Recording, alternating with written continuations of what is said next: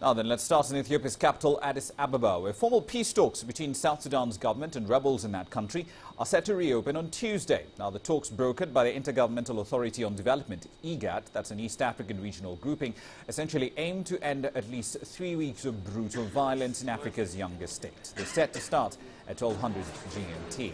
Delegates from both sides confirmed that the schedule had been fixed after days of wrangling, protocol and other disagreements. A key sticking point has been rebel and international demands that the South Sudanese government releases 11 officials close to the former Vice President, Mr. Riek Machar, so that they can take part in the talks aimed at hammering out a truce and developing ceasefire monitoring mechanisms. We are for peace and we have come for it. And today we started the joint meeting under the chairmanship of the IGAD and passed the documents that are required for the process to start. We are committed to peace, and from here I hope that we will be in a position to stop this death which is happening in our country, stop this displacement and all the atrocities that are happening today in South Sudan. What is very urgent is the issue of cessation of hostilities and the release for political detainees. We believe so. It is very important to create a conducive atmosphere.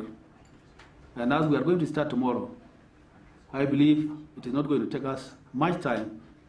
The parties have agreed to tackle two critical items of agenda, both of which are to clear the way for going into substantive talks that brought the conflict in the country.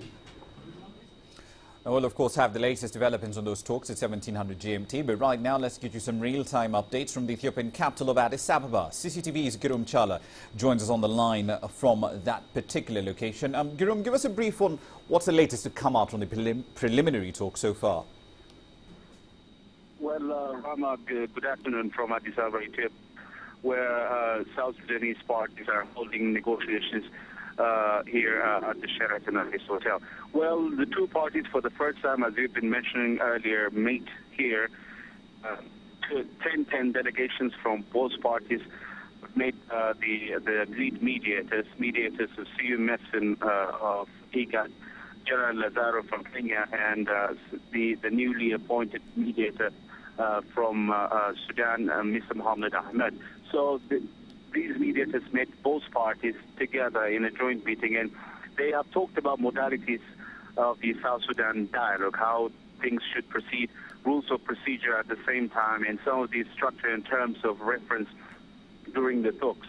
So today the talks we have heard have resumed, and they are deliberating on the most important issues on the table, which they were not looking at even if they have endorsed them, including ceasefire and the situation of the detainees. So that's what we have at the moment, Rama. Indeed. Thank you very much for that update. That's CCTV's Girum Chala live from Addis Ababa, Ethiopia, rather on the phone line there. He will, of course, be keeping tabs on the talks and will bring us the latest details later on in subsequent bulletins. Let's get a somewhat different perspective on what's going on with regard to those talks. Dr. Mustafa Ali is a peace and reconciliation expert. He joins us in studio right now. Thank you very much for your time this afternoon, sir. Thank you. Sudan, South Sudan, these countries have had a fairly frosty relationship ever since they actually separated. Last year, they nearly came to blows as far as war is concerned over unresolved disputes over the border, oil sharing and so on. So why would Sudan's president try and act as a mediator right now and provide support to Mr. Salva Kiir? Two reasons why President al-Bashir went to South Sudan and is providing support to Salva Kiir. One is that Sudan, President al-Bashir requires or needs South Sudan to be peaceful in order to keep the oil to flow continuously through its territory, in order to continue to generate the revenue that it dearly needs. And secondly, there are unfinished issues within the Comprehensive Peace Agreement, the CPA, particularly the issue of Abyei.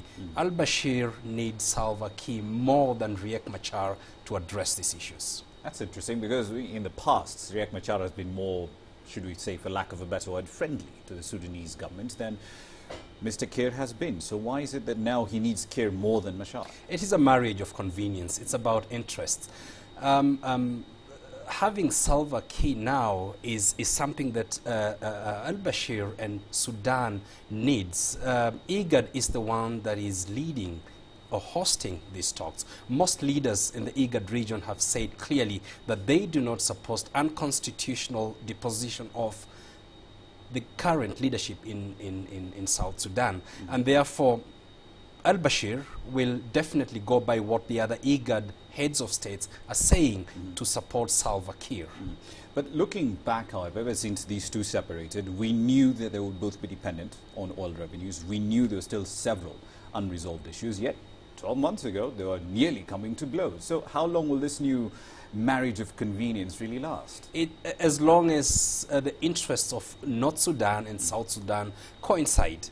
This marriage of convenience is for political expediency and economics, nothing more than that. Let's talk about what's happening over in Ethiopia. These two parties, of course, have had quite a bit of wrangling before they got down to actually sit down and talk. What do you expect to come out of those talks today? I think what will come out of the talks is really what IGAD has been pushing all along. And one is that it will be very difficult for Riek Machar to get what he had asked for in the first place, and he was kind of pushed by some Western powers, and that is power sharing. But what is certainly going to be agreed, and it looks likely, is that there will be the cessation of hostilities, and that those political detainees are going to be released. Is there a face-saving way for that to happen, for Mr. Kiir to release these 11 individuals without appearing to be weak, for lack of a better word? Yeah, Salva Kiir and Southern Sudan government is going to gun for first the cessation of hostilities, and that Riek Machar's army leaves all the areas that it's currently occupying. All right, we'll have to leave it there for the time being, though. Thank you very much for your time this afternoon. Dr. Mustafa Ali there. He's, of course, a peace and conflict resolution expert in the studio, giving us a little more insight into what has been going on in the talks in South Sudan and, of course, around the violence in Africa's youngest state.